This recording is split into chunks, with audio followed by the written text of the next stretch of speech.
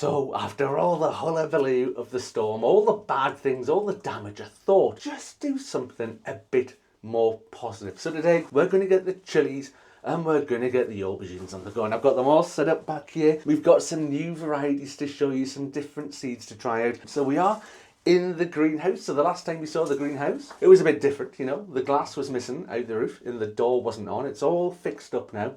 All good to go. We've got all the inside sorted out. It is all neat and tidy at the moment in here because I've not really got started going this season. Normally it's a bit of a mess, and we'll see what it looks like later on in the year. But you know, comments down below. How long do you think the greenhouse will stay nice and tidy for? I mean, I reckon you could probably count the number of days on one hand, I think, before it's a bit of a mess in here. But we'll see how we get on with that one moving forward. But anyway, today is all about the chilies. And one thing else I'm going to try and do today is down here I've got some different compost. I really wanted some of the Levington's F1 or F2 to try out with the chilies. Can't get that for love nor money around here. So I've got two other ones. So I went to the garden centre. I thought, let's see what they've got. Let's go and have a look. Got in the car, off I went. And I've got two different ones to try. And let me just show you these. So the first one here is Westland John Innes seed sowing compost. So just general, you know, it was about, I think both of these bags are about £6 or £7 a bag. Both pretty much the same price. The only difference is the Westland one is a slightly bigger bag. There's about another 10 litres in there. I think that's 40 litres. And the other one I've got here is Rocket Grow, and again a specific seed sowing one. And I can see on the back there that's only a 20 litre bag, but we'll give them a try and we'll have a little bit of a chat about the different varieties of seeds and the compost and stuff as we're going on. But we'll get set up over here with the dual camera. We'll get all sorted, all on the go, and we'll get things cracking. And admittedly, this is take two. It had nothing, I can assure you, it had nothing to do with the fact I forgot to put my microphone on the first time around doing this. But I'm a little bit particular about the audio, so I needed to refilm it. I mean, the built-in microphone on the camera would have picked up the audio, but it'd be terrible in the greenhouse here. It's bad enough as it is, sort of echoing around with a proper microphone. With the camera, it's even worse. Anyway, onto some varieties, onto some seed sowing, onto some compost. Let me just show you the compost first of all. So this here, this is the Rocket Grow one.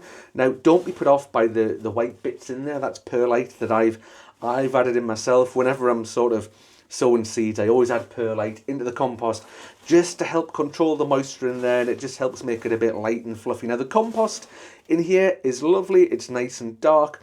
It's got some little sort of sandy sort of flecks in there, which again, probably perfect for sowing seeds in. But let me get the sieve. I did run it through the sieve, and this is what we've got. I mean, it's probably a bit more than I thought there would be in there. So for context, this sieve was full, and the mesh at the bottom there, that's about 5mm, about ½ centimetre in the gap there. So it is quite a fine mesh.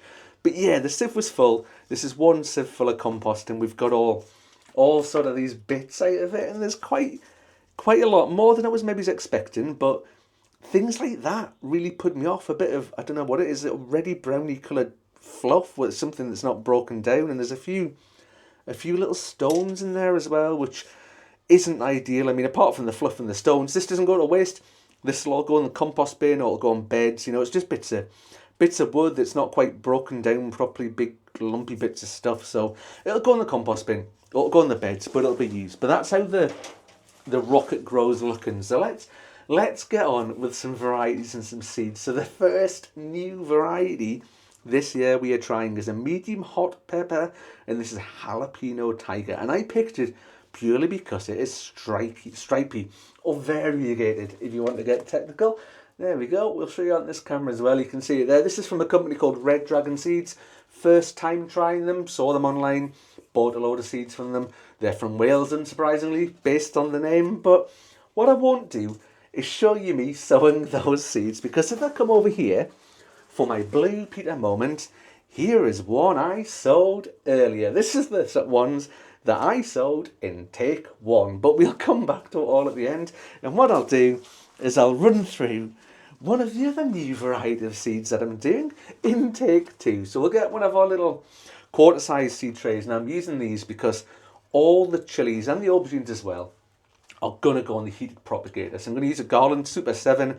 These fit on here. These sort of all come as one big kit to start with, and I'll I'll show you that at the end there, actually. I'll show you the Super 7 with the trays on it, because, you know, I think it looks really smart, actually, sort of an aesthetics sort of thing. I think it looks really, really, really nice. And I'm just dampening down the compost just a little bit there. Again, I'm not thumping down on it. I'm just ever so lightly tapping it, because I want it quite a flat surface, quite a level surface, because I want the seeds to be getting good contact with the compost, obviously, to help with germination. So this one here, another new variety, this one here, Premier Seeds Direct, and it's got a very descriptive name. Pepper Hot Rainbow. There you go. That's these ones. Pepper Hot Rainbow. There they are, and they just look nice on the website. I saw them, never tried them before. They look nice, all different colours, and I thought, you know what? Let's give them a try. And there's 15 seeds in there, and I want to get 1, 2, 3, 4, 5. I normally do 5 seeds per quarter size seed tray for the chili. Now you can fit loads more on there, but I don't do loads and loads of chilies. I like to do some chilies, and I don't do loads of chilies. I mean, 5 of all 5 of those germinate. That's too many for me. But remember, you always want some spares. If things go wrong, if little plants die, if, you know, beastie bugs or whatever get them, or you overwater them, or whatever you do, and they die and they don't work out, it's always good to have your spares there, just in case. I also help out with some community events where there's one in May, I think it is, in Linlithgow on the High Street. I'll tell you about that. And we give away plants, so it's always good to have some spare ones. And that's one of the great things about growing unusual varieties. So when you go along to plant swaps or plant giveaways, you've got some weird and wonderful things that other people might not have thought about or might not have tried, and you can give them away. And I'm just going to have a look around. I've put them somewhere. I've put the lids somewhere. There we go. I'm going to pop one of the lids on, because for them to germinate, again, the lid's going to be on. The vent on the top, this vent here on the top, is going to be closed, because when it heats up in here, I want it to be nice and humid to help germinate the seeds. Once they've germinated, like I did with the onions when I showed the onions, the vent opens up just for a bit, lets the humidity out and stops the little plants from dampening off. And eventually, once they're up to, you know, a couple of centimetres, the lid will come off and they'll be right as rain. Now, the only thing left I've got to do, I'm so proud whenever I remember to do this, so proud of myself, and I've got them pre-written little labels, so I know what's in there. And the other thing I'm going to do, if I can find it as well, is just give it a bit of a water.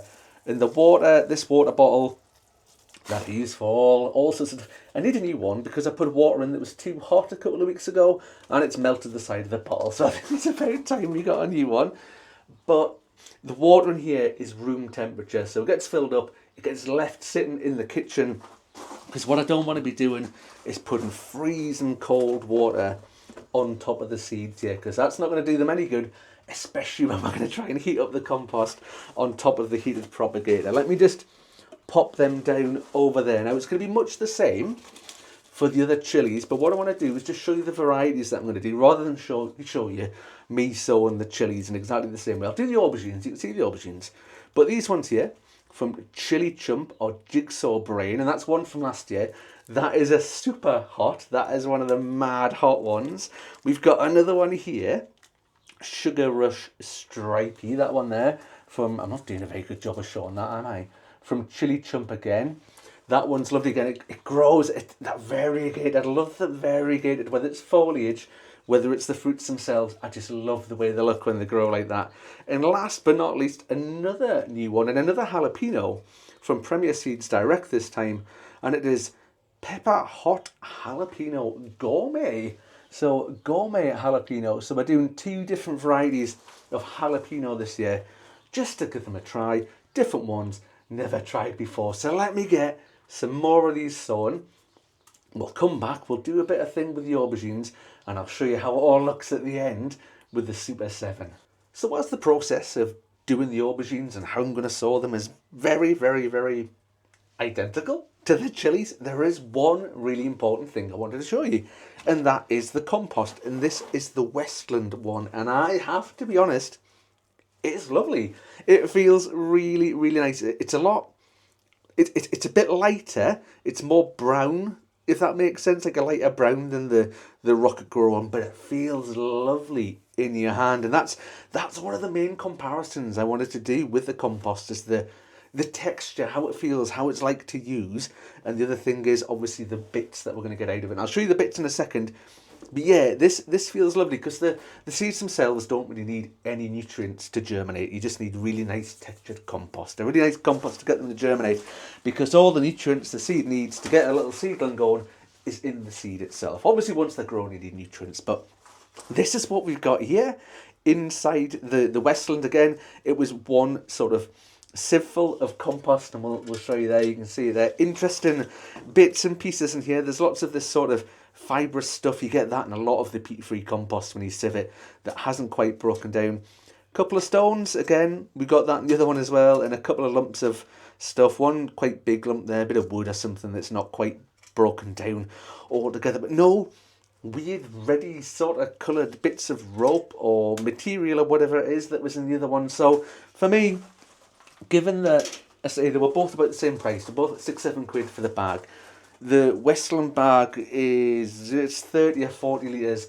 The Rock Grow's only 20 litres. So it seems to me, certainly on the surface, and we've not germinated anything yet, we've not grown anything in it yet, but certainly at the moment, for me, the Westland is winning. Better value, so you get more of it for your money. It feels nicer, and there's less bits in it. So the aubergines that we're doing here this is just an old packet that I had. I was looking for aubergines.